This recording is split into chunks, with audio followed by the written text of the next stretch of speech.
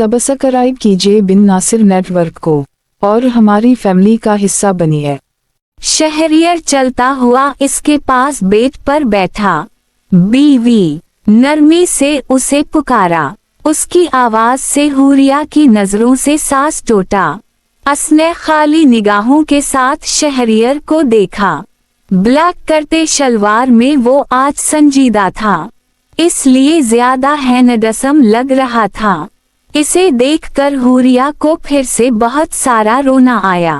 वो आगे बढ़ी और किसी बच्चे की तरह इसके सीने से लगती फूट फूट कर रो पड़ी। और शहरियर का दिल धड़कना बंद हो गया। इसे लगा वो सांस नहीं ले पाएगा। वो जानता था कि हुरिया होश में नहीं है, वरना इसके इतने करीब थी कि इसके दिल की धड़कन कानून में बजती सुनाई दे रही थी। शहरियर ने एक गहरी सांस लेकर खुद पर काबू पाया और इसकी पीठ थपथाने लगा। रो रो कर अपने अंदर का सारा गुबार बाहर निकाल कर उसे कुछ सुकून हुआ। आपने खाना खाया? शहरियर के सवाल पर हुरिया ने नफी में सर हिलाया। चले बताएं क्या खाएंगी? वो मोहब्बत से सवाल पूछ रहा था, बिल्कुल वैसे जैसे एक वक्त में इसके बाबा इससे पूछा करते थे। वो कुछ भी कहने के काबिल ना रही। हलक से आवाज निकलने से इनकारी थी। चले मैं आपके लिए कुछ खाने को लाता हूँ। नरमी से हुरिया को खुद से अलग किए वो उठा और बाहर निकल गया। हुरिया इसकी पुश्त को देखती रह गई। 2 दिन बाद उसे लग रहा था जैसे वो मुकम्मल हो गई है। इसके बना कितना खालीपन महसूस हो रहा था। कुछ मिनट बाद वो वापस कमरे में आया, हाथ में ट्रे पकड़ी हुई थी। वो बेड पर उसके पास बैठा, फिर रोटी के छोटे छोटे नवाले बनाकर उसे अपने हाथों से खिलाने लगा। वो बस उसे देखती खाती गई। वो मुसलसल हुरिया की नजरें खुद पर महसूस कर सकता था।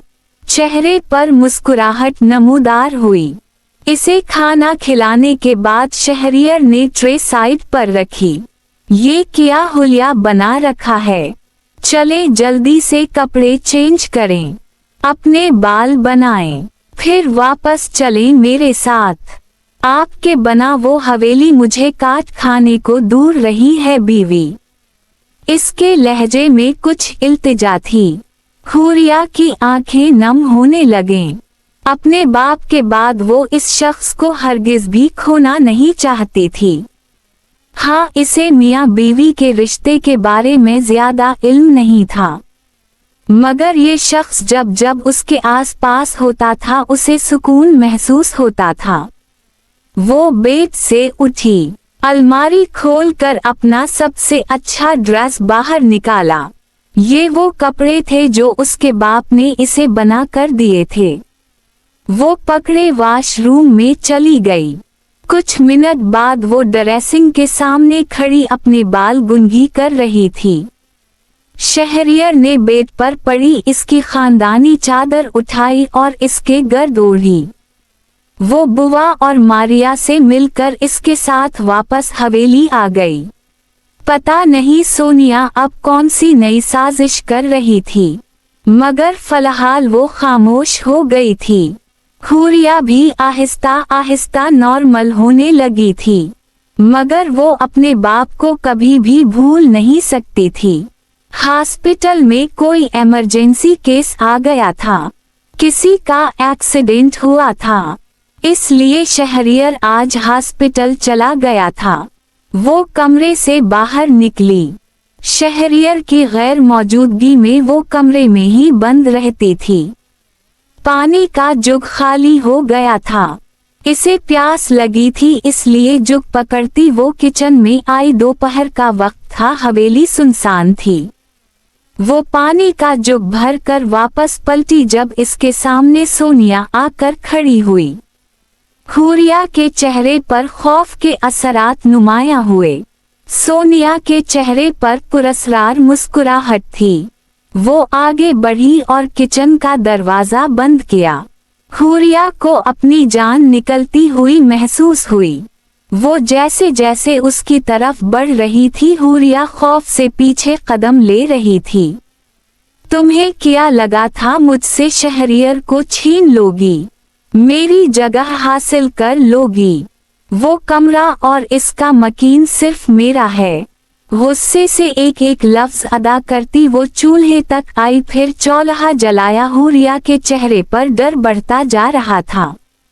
इसने जल्दी से जुग शेल्फ पर रखा। सोनिया ने हाथ में चिमटा पकड़ा, फिर इसे जलते हुए चूल्हे पर रख दिया। हुरिया को क़यामत नजदीक आती महसूस हुई। इसने फौरा भागने की कोशिश की, मगर सोनिया उसकी तरफ पलटी और इसकी कलाई बहुत मजबूती से पकड़ ली। भागने का तो सोचना भी मत, सर्द तरीन लहजे में कहते उसने हुरिया को खींचकर चूल्हे के पास किया। छोड़ो मुझे, छोड़ो। हुरिया ने मुज़ाहमत करने की कोशिश की, मगर सोनिया की पकड़ मजबूत थी। इसने वो गरम लोहे का चिमटा उठाया और इसके दरमियान हुरिया की कलाई को रखकर इतने जोर से दबाया कि हुरिया की चीखें निकल गईं। आहा! इसकी कलाई दोनों तरफ से जल गई।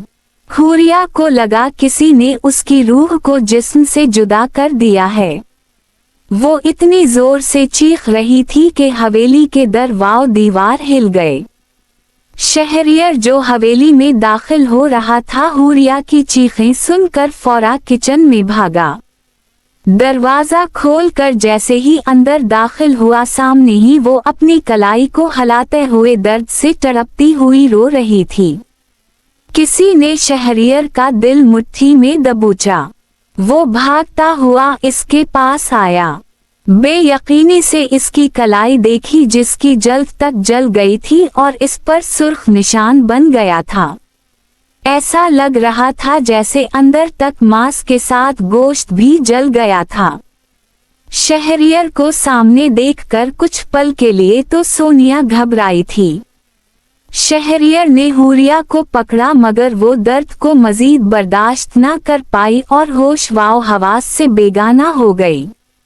हुरिया, हुरिया! शहरियर की धार से सारे मुलाजिमीन तो क्या, हवेली के मकीन भी इकट्ठे हो गए।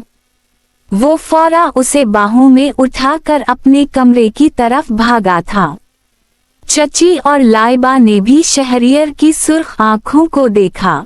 इन्हें किसी अनहोनी के खौफ ने डराया था। वो कमरे में आया, इसे बेड पर लेटाकर जल्दी से फर्स्ट एड बॉक्स निकाला और इसकी कलाई पर मेडिसिन लगाई। इतना शक्र था कि इसके पास बहुत सारी मेडिसिन पड़ी हुई थीं, वरना जले हुई बॉडी पर ऑइंटमेंट लगाने के लिए हॉस्पिटल जाना पड़ता। हुरिया की कलाई को नरमी से किशन पर रखकर वो कमरे से बाहर निकला और नचिए हाल में आया, जहां सोनिया मजे से बैठी एलईडी देख रही थी। एक ही जसत में इस तक पहुंचकर शहरियर ने इस कलाई से पकड़कर खड़ा किया और दूसरे ही पल इसका हाथ उठा और सोनिया के चेहरे पर एक जनाटेदार थप्पड़ दे मारा। थप्पड़ इतना जोरदार था कि सोनिया को अपना गाल फटता हो महसूस हुआ। खून का जायका मुंह में घुल गया। आग थी या कोई नेज़ा जिसने गाल को सुन कर दिया, और थप्पड़ की गूंज सारे हाल में गूंजी। हिम्मत कैसे हुई मेरी बीवी को तकलीफ देने की?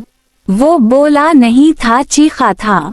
लाइबा और चची की जबान तो तालों से चपक गई। शहरियर ने सोनिया कलाई को मुट्ठी में इतनी जोर से दबोचा जैसे इसका हाथ तोड़ देगा। फिर उसे खींचता हुआ किचन में लेकर गया। सोनिया के चेहरे पर खौफ नमूदार हुआ। छोड़ी, मुझे छोड़ी। वो तो तड़पती हुई खुद को आजाद करवाने लगी, मगर शहरियर आज रहम खाने के मूड में नहीं था।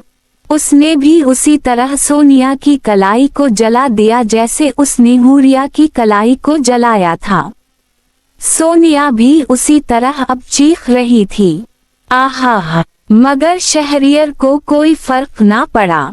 चची और लाइबा भागती हुई किचन में आए।